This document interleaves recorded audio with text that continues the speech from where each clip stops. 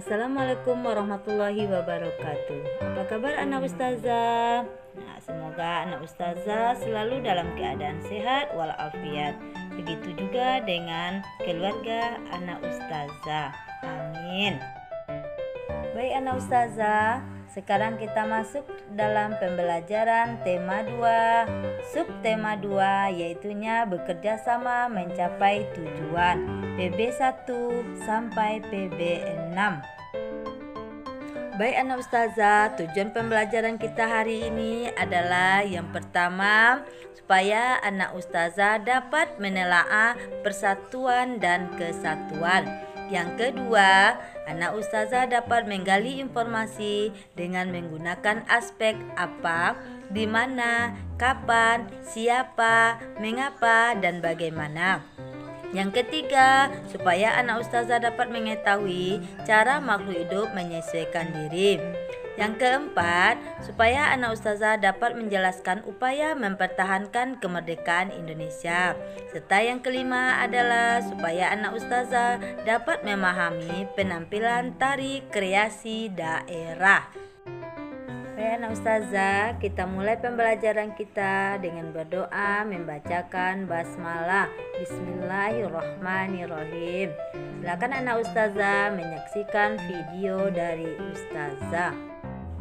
Setelah proklamasi kemerdekaan Indonesia 17 Agustus 1945, seharusnya bangsa Indonesia telah merdeka dan terbebas dari segala bentuk penindasan serta penjajahan. Namun, kenyataannya tidak demikian. Bangsa Indonesia masih perlu berjuang mempertahankan kemerdekaan Indonesia. Mengapa demikian anak ustazah? Nah, sekarang kita akan mempelajarinya.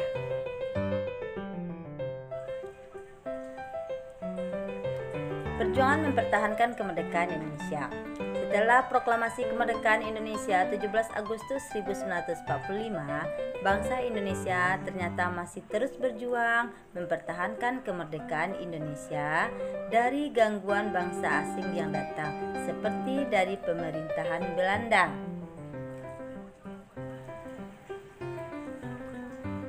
Pasukan Belanda kembali datang ke tanah air. Kedatangan ini disambut dengan berbagai bentuk perlawanan oleh bangsa Indonesia, sehingga sejak tahun 1945 sampai 1950 telah terjadi berbagai macam pertempuran di berbagai daerah antara pihak Indonesia dengan pihak Belanda yang dibantu oleh pasukan Inggris. Nah anak ustazah, ini yang terjadi setelah proklamasi. Ternyata perjuangan bangsa Indonesia belum berakhir. Anak-anak ustazah, Belanda datang dengan bangsa Inggris ke Indonesia untuk merebut Indonesia kembali. Tetapi di sini rakyat Indonesia melakukan perlawanan. Kita akan mempelajari perlawanan yang dilakukan oleh bangsa Indonesia tersebut. Bagaimana perjuangan bangsa Indonesia dalam mempertahankan kemerdekaan Indonesia di berbagai daerah. Sekarang kita akan melihatnya satu persatu. Yang pertama adalah pertempuran Surabaya. Pada tanggal 25 Oktober 1945, tentara sekutu yang dipimpin oleh Brigadir Jenderal Malabi datang ke Surabaya. Tanggal 27 sampai tanggal 30 Oktober 1945 terjadilah kontak senjata antara para pemuda Indonesia dengan pasukan Inggris. Dalam pertempuran ini, pasukan Inggris dapat dipukul mundur. Bahkan, puncak dari pertempuran tersebut adalah terbunuhnya pimpinan pasukan Inggris, yaitunya Brigadir Jenderal Malabi. Jadi, anak ustazah, terjadinya peristiwa pertempuran Surabaya itu adalah tanggal 27 sampai tanggal 30 Oktober 1945.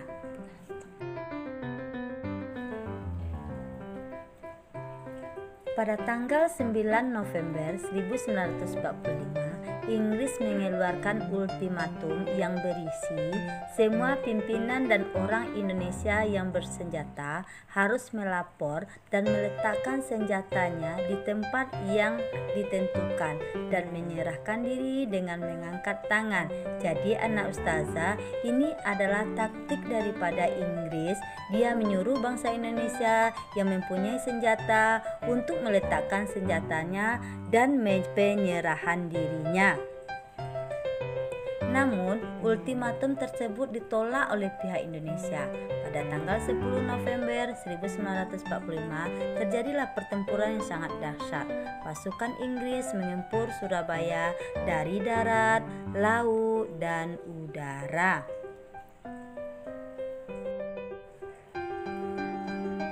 Peristiwa 10 November itu diperingati sebagai Hari Pahlawan. Kenapa anak ustazah? Karena pada saat itu banyak para pahlawan kita yang gugur saat mempertahankan kota Surabaya. Berdasarkan teks di atas tadi mengenai peristiwa pertempuran Surabaya tadi, anak ustazah bisa membuat peta pikiran berdasarkan menggunakan kalimat efektif. Jadi anak ustazah terlebih dahulu harus tahu apa itu kalimat efektif. Kalimat efektif adalah kalimat yang mengandung gagasan pembicara atau penulis yang terdiri atas kata-kata yang mempunyai unsur SPOK. Apa itu SPOK anak ustazah? Yaitunya yang terdiri dari subjek, predikat, objek, dan keterangan. Jadi anak ustazah bisa nanti membuat kalimat efektif tersebut. Yang penting anak ustazah tahu terlebih dahulu apa itu kalimat efektif. Jadi kalimat yang akan anak ustazah buat nanti itu harus mengandung unsur subjek, predikat, objek, dan keterangan. Sebelum itu kita harus memasuki dulu ciri-ciri kalimat efektif. Yang pertama, memiliki unsur penting atau pokok minimal terdiri dari unsur subjek dan predikat. Yang kedua, menggunakan struktur bahasa yang tepat. Yang ketiga, memenuhi kaidah ejaan yang berlaku. Yang keempat, menggunakan pilihan kata atau diksi yang tepat dan sesuai dengan kebutuhan. Contoh dalam peristiwa pertempuran Surabaya tadi, ada di sana dituliskan Jenderal Maulabi ada memimpin pasukan Inggris untuk menyerang Indonesia. Perjuangan dalam mempertahankan kemerdekaan Indonesia tidak dapat dilakukan sendiri-sendiri. Sangat diperlukan kerjasama dan persatuan dari seluruh rakyat Indonesia agar cita-cita untuk mencapai bangsa yang bebas dan merdeka dapat tercapai. Anak ustazah, waktu perjuangan mempertahankan Indonesia tersebut, bangsa Indonesia melawan penjajahan itu dari daerah masing-masing, tapi dia tetap bersatu. Bagaimana caranya mereka bisa mengusir penjajahan di Indonesia itu? Bagaimana negara kita dapat mencapai cita-cita kemerdekaannya?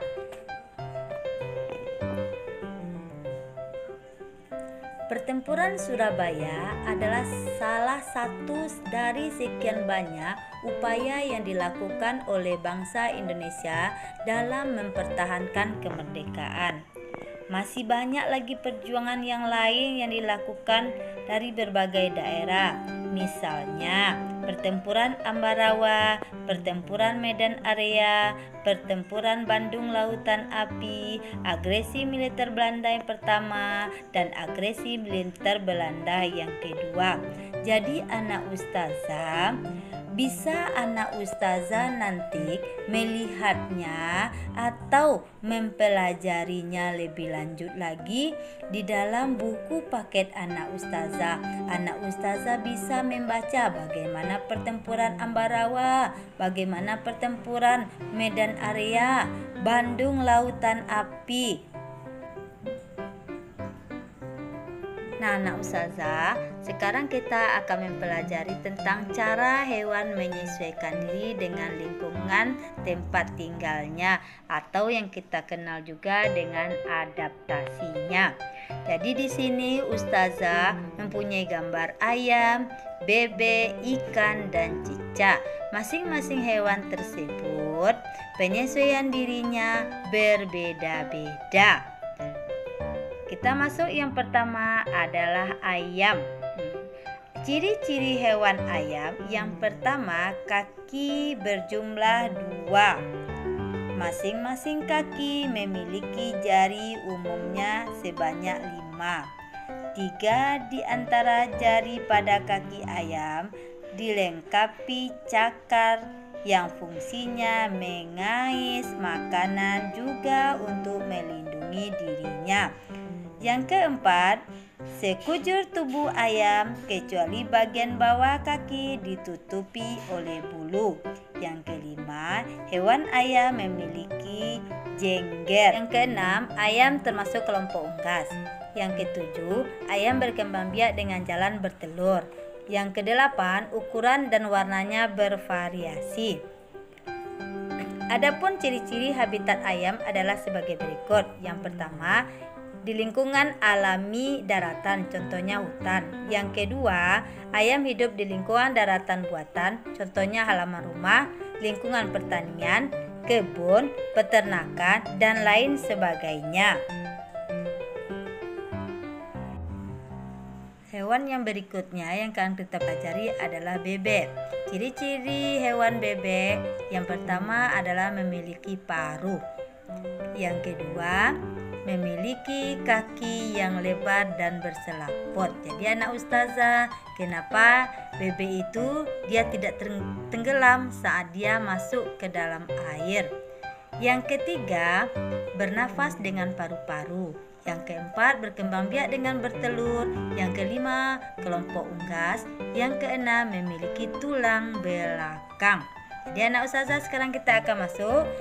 Ciri habitat bebek adalah sebagai berikut. Bebek hidup di daratan dan perairan seperti danau, kolam, dan rawa.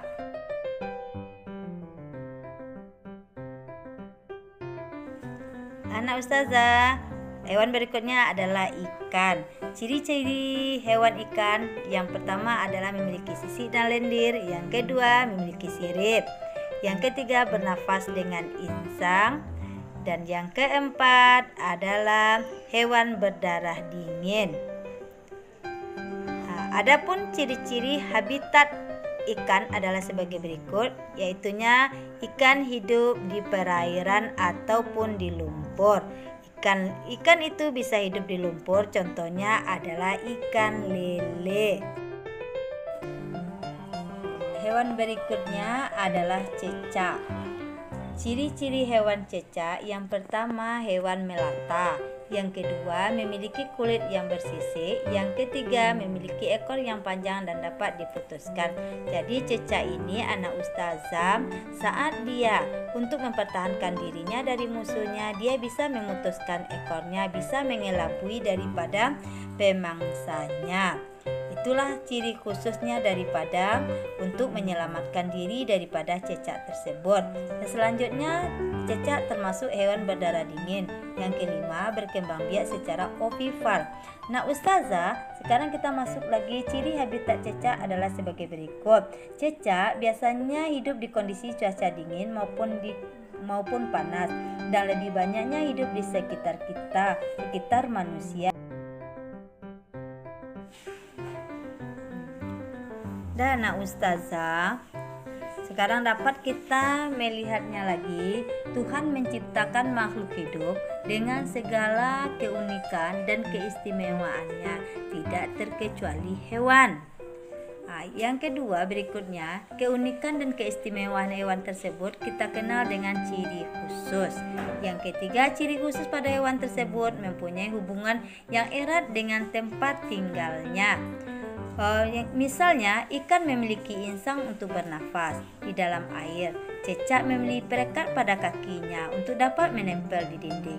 Dan bebek memiliki selaput untuk dapat berenang di air. Kemerdekaan yang diraih oleh bangsa Indonesia tidak lepas dari makna terkandung dalam sila ketiga, yaitunya persatuan Indonesia. Mengapa persatuan dan kesatuan penting? Apa yang akan terjadi jika negara kesatuan Republik Indonesia tidak bersatu? Ayo kita pelajari anak ustazah.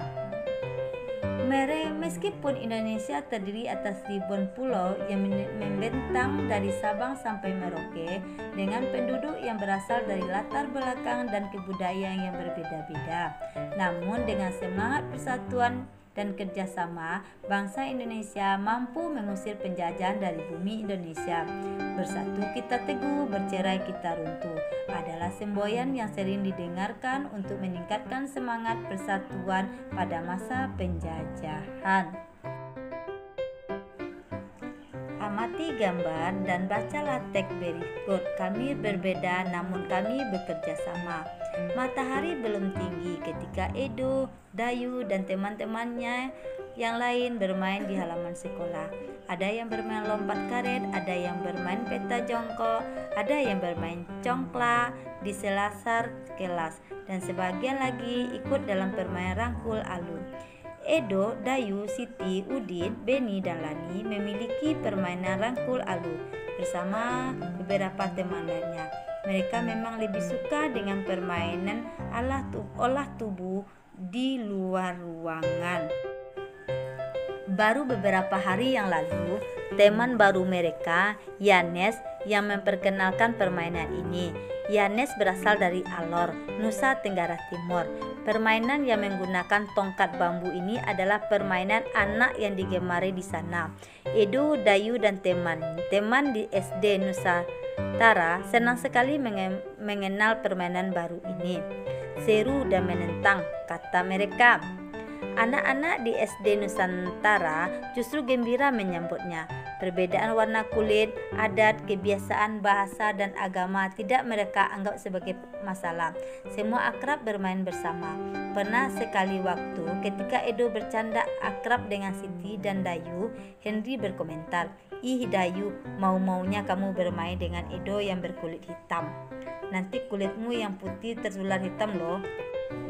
"Ah, aku tak pernah pusing dengan warna kulit, tak pernah pusing dengan asal daerah. Aku dan Siti pun berbeda. Aku anak Bali, Siti anak Sumatera. Tetapi kami saling memahami. Pertemanan hanya butuh waktu untuk saling menyesuaikan. Aku pun butuh waktu untuk menyesuaikan diri denganmu, Hendra." Balas Dayu tenang. Hendra pun terdiam. Sesungguhnya ia juga tidak pernah mengalami masalah dengan temannya yang berbeda asalnya. Begitulah gambaran keseharian di SD Nusantara. Anak-anak tetap rukun, bekerja sama, dan bersatu walaupun mereka berbeda-beda. Wawasan mereka semakin kaya karena mengenal adat dan bahasa daerah lainnya. Semakin kaya dengan permainan bersama aneka permainan tradisional. Rangkul alu, benti, gobak sodor, atau cing ciripit menjadi perekat yang menyenangkan. Tahu nggak anak ustazah, di dalam menari kita juga melakukan kerjasama dan juga adanya persatuan. Dalam menari bisa kita menari dengan cara berkelompok. Tahukah anak ustazah, pembelajaran yang lalu yaitunya pola lantai. Pola lantai itu ada yang pola lantai vertikal, horizontal, diagonal, dan lingkaran atau melengkung. Jadi sekarang kita akan masuk tari indang yang berasal dari gerak tari indang yang berasal dari Sumatera Barat. Nah ustazah, sekarang anak ustazah akan menerapkan pola lantai tersebut dalam tari indang yang berasal dari Sumatera Barat. Jadi anak ustazah tolong diamati gambar-gambarnya dan dibaca uraian gerak-gerakannya dari anak ustazah yang menggunakan pola lantai, yaitunya pola lantai horizontal. Jadi anak ustazah sekarang amati saja terlebih dahulu gerak pola lantai tari indang tersebut.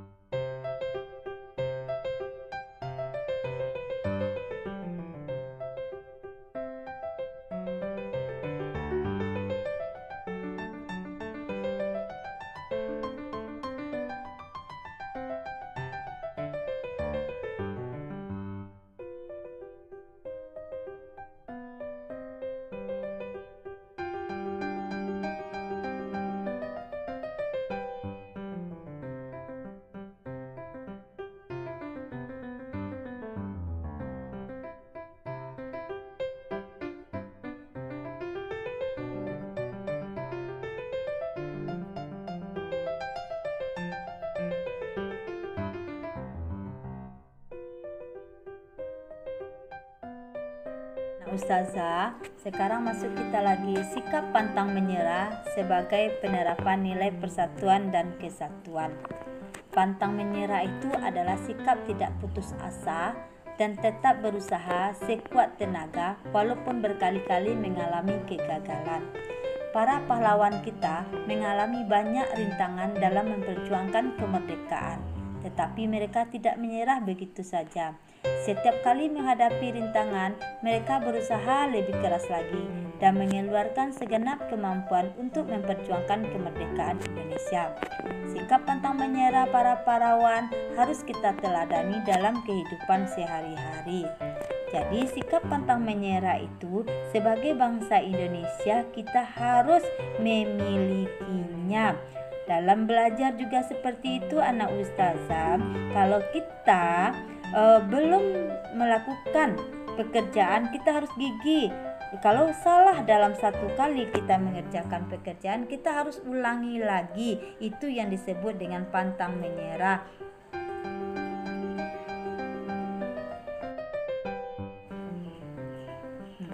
Contoh sikap pantang menyerah dalam kehidupan sehari-hari. Yang pertama, giat belajar untuk mendapatkan nilai yang baik.